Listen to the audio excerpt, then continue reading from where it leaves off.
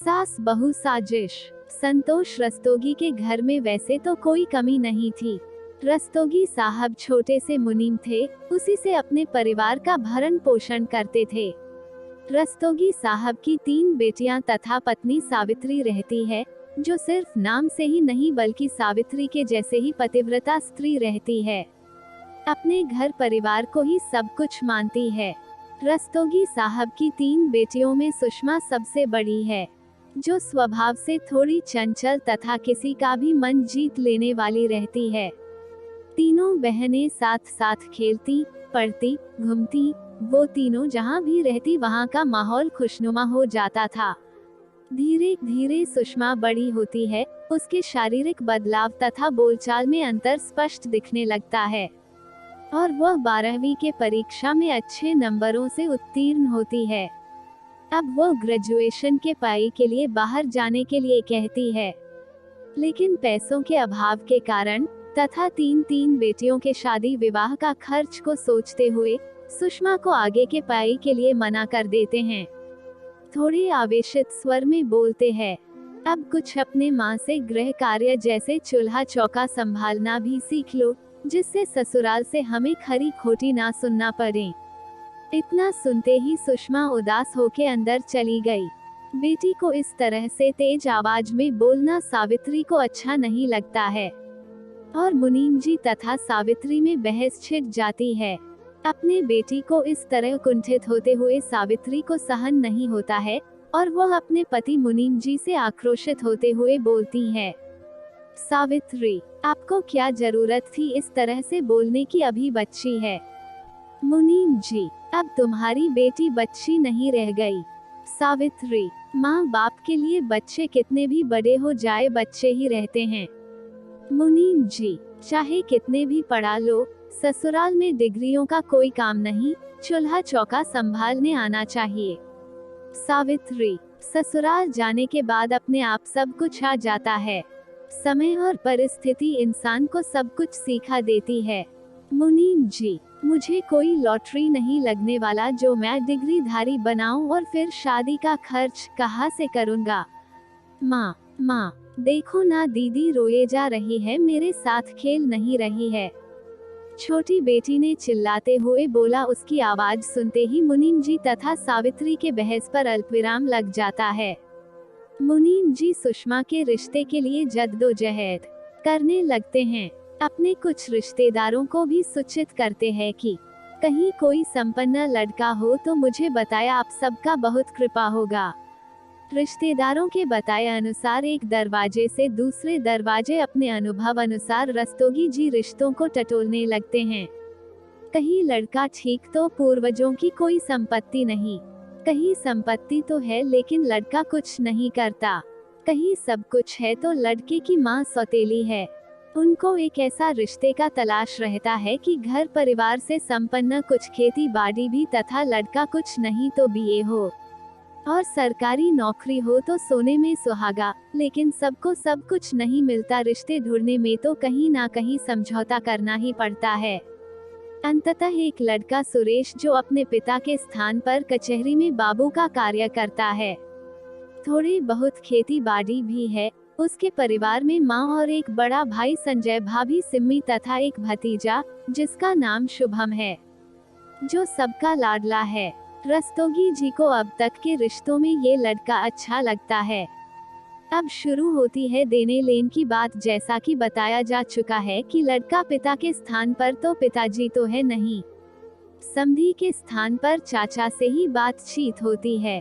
दोनों पक्षों में बहुत ही शांतिपूर्वक बात होती है। मुनीम जी हाथ जोड़कर बोल देते हैं कि मेरे पास देने के लिए मोटी रकम तो नहीं है, हाँ, मैं अपने तरफ से पूरा कोशिश करूंगा कि आपके बारात के स्वागत में कोई कमी ना आए। वर पक्ष भी सहमति देते हुए बोलते हैं कि आप चिंता ना करें, हमें सिर्फ संस्कारी बहू चाहिए जो हमारे घर परिवार को संभाल लें। इतना सुनकर मुनीम जी खुशी से फूले नहीं समाते हैं।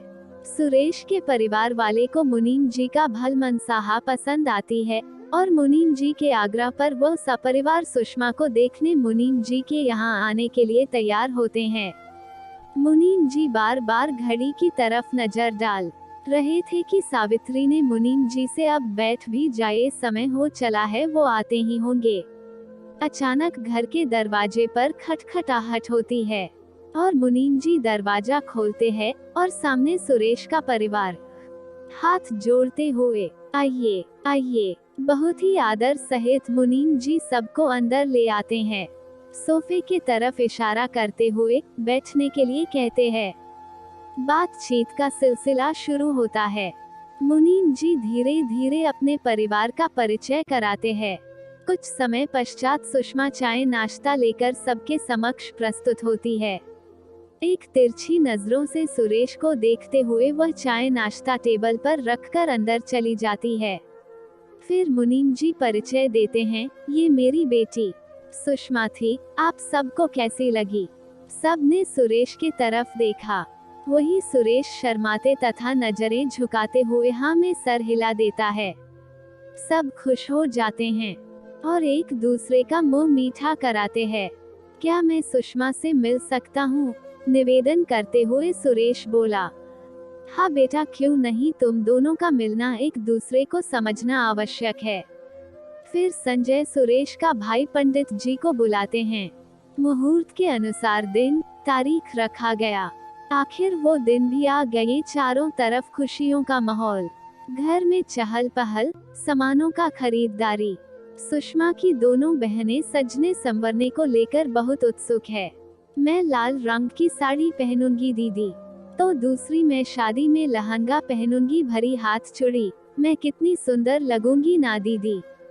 वही सुषमा का हाल बेहाल, अपनी दोनों बहनों को निरुत्तर देखती रहती है।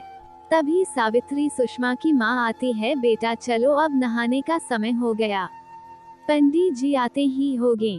सुषमा में पीली साड़ी तथा लाल चुन्नी, भरी हाथ चूड़ियां और पैरों में महावर लगा इतनी सुंदर लग रही थी, मानो स्वर्ग से आकर उसे देवियों ने सजाया हो।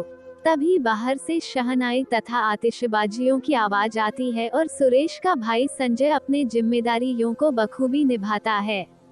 दोनों बहनें तथा कुछ सहेलियां दौड़ते हुए आती है। दीदी दीदी, बारात आ गई है, जीजा बहुत अच्छे लग रहे हैं। पूरे रस्मों रिवाजों के साथ शादी संपन्न हुई और अब सुषमा का भींगी पलकों से सबने विदाई की तथा सुषमा भी सबका आशीर्वाद लिया और बारात प्रस्थान हुआ। इधर सुरेश के घर वाले बेसब्री से दुल्हन का इंतजार कर रहे थे। तभी गाड़ी आकर दरवाजे से लग जाती है।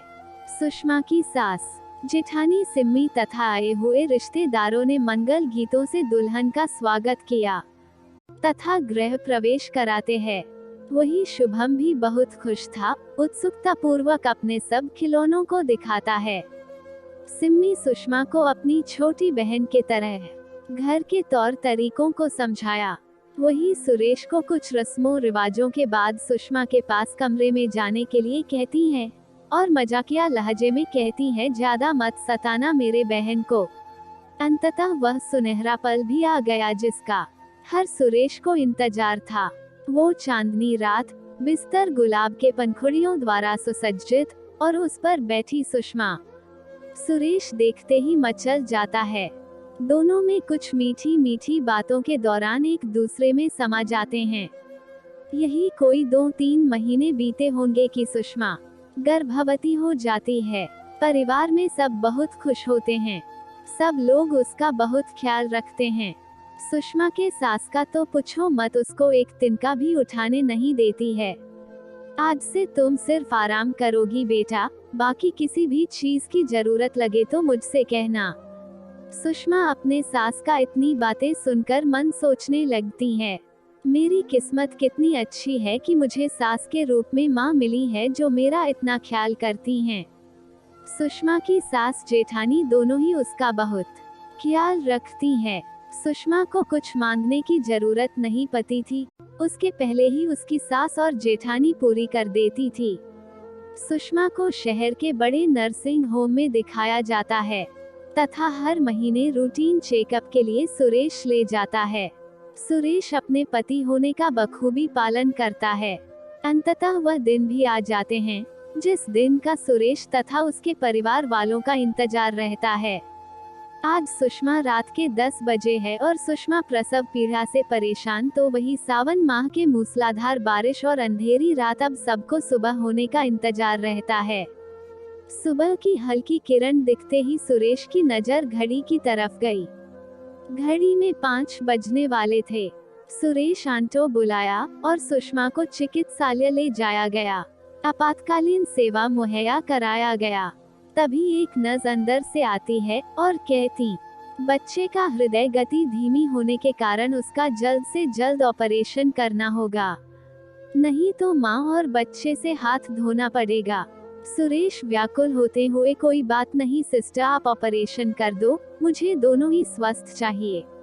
तत्पश्चात सुरेश से हस्ताक्षर करवाते हैं और सुषमा को ऑपरेशन थिएटर में ले जाया गया। यही कुछ 15 मिनट बाद अंदर से एक नर्स बच्चे को गोद में समेटे हुए लाती है। वही सुरेश तथा उसकी माँ और सिम्मी बाहर इंतजार करती रहती हैं। नर्स बच्चे को लाकर सिम्मी के गोद में दे देती है। अब उसकी सास को ये जानने की इच्छा हुई कि बच्चा लड़का है या लड़की। जानने की जिज्ञासा से शिशु के अंतरांगों पर नजर डाली। देखते ही उसके पैरों तले की जमीन ही खिसक गई। मुंह बिचकाते हुए कहती है कि लड़की हुई है। लड़के की चाहत में सुषमा की सास का व्यवहार वहीं से बदल जाता है। लड़की या लड़की ऊपर वाले का देन है। कुछ महिलाएं पूरी तरह से महिलाओं को ही जिम्मेदार मानती है। ऑपरेशन होने के कारण सप्ताह भर के बाद सुषमा अपने घर आती है।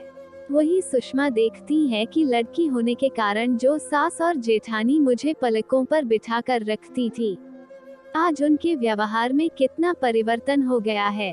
जिस समय मुझे सबसे ज्यादा सहारे की जरूरत होती है, उस समय मेरा कोई साथ नहीं दे रहा है। इस समय अगर मेरे साथ है तो वो बस मेरा पति सुरेश, पति के रूप में देवता मिला है। अब परिवार में बड़ी बहू और उसके बेटे शुभम का स्थान सर्वोपरि रहता है। सुषमा को छोटी छोटी बातों पर जलील करना उसके सास का एकमात्र काम रह गया था। यहाँ तक कि खाने पीने पर भी पाबंदियां लगा दी जाती है। ये सब सुरेश बहुत दिनों से देखता है। आज उसके सब्र का बांध टूट चुका था और वो अपने माँ से सीधे शब्दों में बोल देता है कि मुझे अलग रहना है। वही उसकी माँ का मंशा भी पूरा हो गया, क्योंकि वो बहुत दिनों से यही चाहती थी।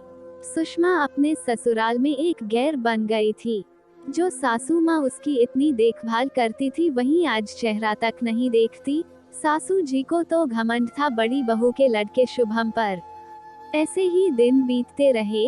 गुड़िया अब 1 साल की हो गई। उसकी देखभाल उसकी माँ और पापा करते। दादी ने कभी हाथ तक नहीं लगाया। एक घर लेकिन 2 चूल्हे हो गए थे। ऐसी स्थिति में उसके पति ने उसका साथ कभी नहीं छोड़ा। अपने पत्नी तथा गुड़िया का बहुत ध्यान देता था। सुरेश, अम्मा हमसे नाराज है क्योंकि हम उन्हें वारिस नहीं दे सके। सुषमा, हाँ, पहले कितनी देखभाल करती थी लेकिन अभी तक गुड़िया को देखा भी नहीं। सुरेश, क्यों ना हम एक बार फिर बच्चे की प्लानिंग कर ले। सुषमा, इस बार भी लड़की हुई तो। सुरेश, लड़का हो या लड़की, हम बस 2 ही बच्चे तक सीमित रखेंगे। सुषमा मन ही मन सोचती है, इतने अच्छे इंसान के रूप में मुझे पति मिला जो मेरा साथ हमेशा से देते, चाहे किसी भी परिस्थिति में मुझे अकेला नहीं छोड़ते हैं। इतने में ही सुषमा ने गले लगा लिया। दोनों प्रेम के सागर में डूब गए। बेफिक्र, बेपनाह एक दूसरे के बाहों में कैद थे। गहराई इतनी हो भी क्यों ना। ये गुड़िया के बाद पहली बार हम बिस्तर हुए थे। रात्रि रस से सुबह का एहसास भी न हुआ। दोनों अभी भी एक दूसरे की बाहों में सो रहे थे। सुबह की किरण जब सुषमा पर पड़ती है तो वो लज्जित हो जाती है और हल्की मुस्कान के साथ गुड़िया की तरफ देखती है। गुड़िया सो रही होती हैं। जल्दी जल्दी वो नाश्ता तैयार करती है। आज उसे देर जो ही गई थी। उठो जी, ऑफिस का समय हो रहा, जाए फ्रेश हो जाए और नाश्ता कर लीजिए। सुषमा एक तरफ बस यही सोचती, सास जी को एक वारिस दे दूं तो वो भी मुझे अपना लेगी, फिर हम सब एक साथ रहेंगे। सुषमा दिन भर अकेले ही गुड़िया के साथ रहती। उसे कोई नहीं पूछता, लेकिन वो खुश थी, उसके पति ने उसका साथ नहीं छोड़ा। सुरेश ऑफिस से आकर खाना खाकर गुड़िया को खिला रहे होते हैं, तभी क्यों जी आज भी सागर में डूबना है, और दोनों हंसने लगते हैं। दोनों एक बार फिर अंतरंग हो जाते हैं। कुछ ही महीनों बाद सुषमा दूसरी बार गर्भवती हो जाती हैं। ये खबर उसकी सासू तक जाती है। फिर एक बार वह पोते के सपने में खो जाती है। सुषमा गुड़िया और सुरेश का गर्भवती होते हुए भी ध्यान दिया, और वही सुरेश भी अपनी बीवी बच्चे को बहुत ध्यान देता है। आखिर वह दिन भी आ गया। सुषमा को डॉक्टर ने एक निश्चित डेट पर बुलाया, जिस दिन उसका ऑपरेशन हो सके। इस बार दोनों को ही एक उम्मीद की किरण दिखती है, लेकिन ऊपर वाले के आगे इंसान की कहा चलती है। ईश्वर ने दूसरी बार भी सुषमा को बेटी ही दिया। फिर सुरेश और सुषमा दोनों मिलके अपने बच्चों का ध्यान रखते हैं। इस बार भी सुरेश के उनके परिवार से कोई भी मदद के लिए सामने नहीं आया। एक दिन सिम्मी का बेटा शुभम खेलते खेलते घर के पीछे तरफ लगे बाड़ी में चला गया, जहां उसे जहरीला सांप ने काट लिया। शुभम पीड़ा से चिल्लाने लगा, माँ माँ। तो कभी दादी दादी, तो फिर पापा पापा की आवाज से वातावरण गूंज उठा। शुभम की आवाज सुनते ही सबके सब दौड़े उसके पास पहुंचते हैं और देखते हैं कि शुभम को सांप ने काट लिया है और उसकी हालत बिगड़ रही है। आनन फानन में सबने जल्द से जल्द डॉक्टर के पास ले गए। उपचार के दौरान ही शुभम दम तोड़ देता है। अब पुत्र वियोग में सिम्मी तथा उसकी सास पूरी तरह टूट जाती है। उस समय सुषमा सिम्मी को दिलासा देते हुए कहती है, चुप हो जाओ दीदी, शायद ऊपर वाले ने उसको इतने दिन के लिए ही भेजा था। विधि के विधान को कोई नहीं मिटा सकता। अपना ध्यान रखिए, हो सकता है शुभम आपके गर्भ से दोबारा जन्म लें। सुषमा अपने परिवार को संकट के घड़ी में संभाल लेती हैं। अब सबका खाना साथ बनने लगती है। इसके बाद भी सुषमा के सास का दिल सुषमा के बेटियों के लिए नहीं पसीजा। फिर भी वो धैर्यपूर्वक सारा काम करती और अपने बच्चियों को भी संभालती। एक दिन सिम्मी की सास ने उससे कहा, ऐसे कैसे रहोगी, एक बार फिर मेरे घर का चिराग ला दो बेटा, अब तुमसे ही उम्मीद है, नहीं तो हम लोग आगे का वंश रुक जाएगा। तभी सिम्मी गुस्से से फड़फड़ा उठी और तेज स्वर में बोली, आपके वजह मैं एक ही बच्चे को रखी और अपने पति से दूर रही। आपको तो डर था कि इस बार लड़की ना हो जाए, और आज मेरे पास बच्चे के रूप कुछ भी नहीं है। धीरे धीरे शुभम की याद भूलने लगता है और सब कुछ सामान्य होने लगता है। फिर सिम्मी को उसके पति संजय ने बहुत समझाया। दोनों पहले के भांति रहने लगे और दोनों में संबंध बनने शुरू हो गए। एक बार फिर सिम्मी मां बनने वाली रहती है और इस बार सिम्मी से उसके परिवार को बहुत उम्मीद रहती है। एक बार फिर मेरे घर को चिराग देगी। सिम्मी का प्रसव का तारीख भी नजदीक आ चुका रहता है और फिर से सबको एक उम्मीद की किरण नजर आती है। अंततः वह दिन भी आ गए जब सिम्मी को प्रसव पीड़ा शुरू हुआ। उसको अस्पताल ले जाया गया। लगभग 5 घंटे लेबर रूम में प्रसव पीड़ा सहने के बाद सुषमा ने एक कन्या को जन्म दिया। इस बार भी सुषमा की सास लड़की नाम सुनते ही उसके छाती पर सांप डोल गया और सुषमा के जैसे ही इसको भी सताना शुरू कर दिया। वही सुषमा ने अपने जेठानी का साथ नहीं छोड़ा। उसको समय समय से खाना पानी देती रहती और उसके बच्ची को भी अपने बच्चों के समान ही ध्यान देती रहती। अब सिम्मी को समझ आ गया था कि जिस सुषमा को उसके कठिन समय में अपने सास का सुनकर उसका साथ नहीं दी, वही सुषमा आज मेरे लिए कितना कर रही हैं। अब सुषमा को अपने किए पर पछतावा होने लगता है। अब दोनों देवरानी जेठानी प्रेम पूर्वक एक साथ रहने लगती हैं और तीनों बच्चियों को बहुत ही प्यार से पालती है। ये सब देखकर उसकी सास को अपने किए पर पछतावा होने लगता है। आज वो बिल्कुल अकेले पड़ गई रहती हैं। दोनों बहुओं में से उससे कोई भी बात नहीं करती। सुषमा अपने बड़ी बेटी द्वारा खाना पानी भेजवा देती है।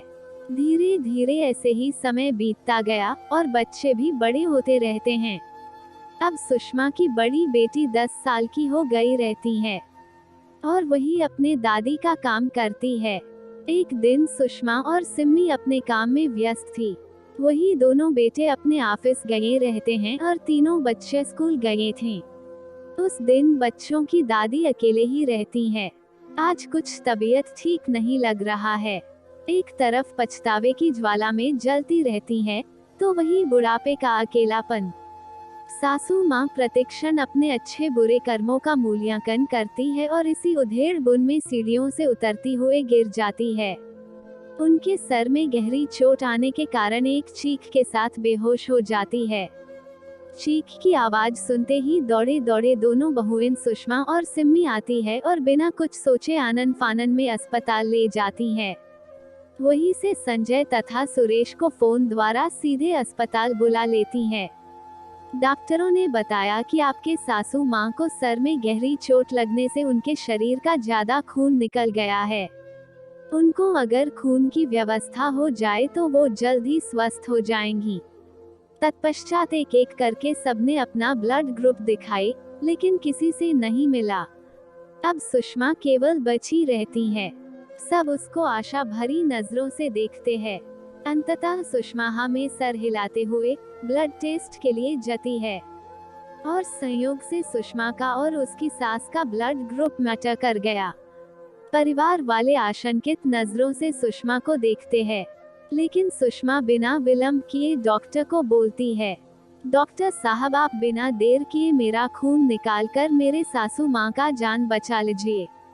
सुषमा का उदार हृदय देखकर सबके आंखों में आंसू आ गए। किसी ने सोचा भी नहीं था कि एक बहू जो अपने सास द्वारा इतना प्रताड़ित होने के बाद भी अपना खून देकर अपने सास की जान बचा लेती है। अंततः खून चढ़ जाता है और वह स्वस्थ हो जाती है और जब उनको होश आता है तो दोनों बहुओं पर शक होने लगता है कि शायद दोनों ने एक साजिश के तहत मुझे गिराने के लिए सीढ़ियों पर तेल वगैरह गिराकर मुझे जान से मारने की कोशिश की होंगी।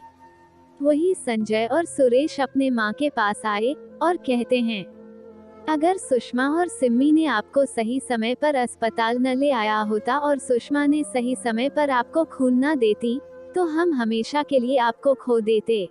अब सासू माँ के आंखों से निर्झर आंसू बहने लगते हैं। वह पश्चाताप के आंसू रहते हैं। माँ ने दोनों बहुओं को अपने पास बुलाकर कहती है, मैंने तुम दोनों पर बहुत अत्याचार किया है और सुषमा ने तो मुझे पुनर्जीवन दिया है, जिसका मैं कई जन्मों में ऋण नहीं चुका पाऊंगी। वही सिम्मी और सुषमा ने सब कुछ भूलकर अपनी सासू माँ को गले लगा लेती हैं। पूरा परिवार खुशी खुशी वापस घर आ जाते हैं। घर आने के बाद बहुओं के साथ साथ तीनों पोतियां भी अपने दादी का सेवा करती हैं। अब मुझे समझ में आ गया है कि बेटे ही कुलदीपक नहीं होते, बेटियों से भी घर रोशन होते हैं। इस तरह सास बहू साजिश कहानी का सुखद अंत होता है। तो दोस्तों, उम्मीद करते हैं हमारी आज की कहानी भी आपको पसंद आई होगी। आपका क्या कहना है इस कहानी के बारे में कमेंट करके हमें जरूर बताएं। वीडियो को लाइक कर दीजिए और इसी तरह की कहानियां लगातार देखने के लिए चैनल को सब्सक्राइब करके घंटी को दबाकर ऑल पर सेट कर लीजिए, ताकि आने वाली वीडियो का नोटिफिकेशन आपके पास तुरंत पहुंचे। धन्यवाद।